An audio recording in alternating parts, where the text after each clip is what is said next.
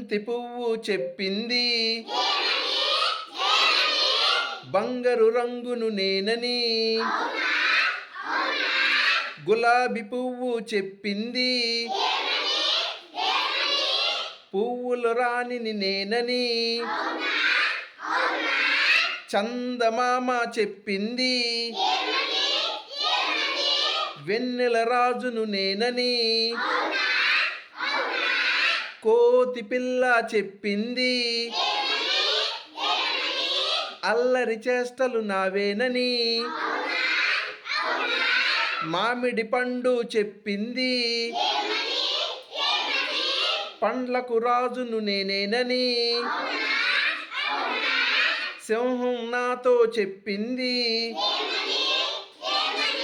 అడవికి రాజును నేనేనని. కోకిల నాతో చెప్పింది కమ్మని గాత్రం నాదేనని. నెమలి నాతో చెప్పింది జాతీయ పక్షిని నేనని.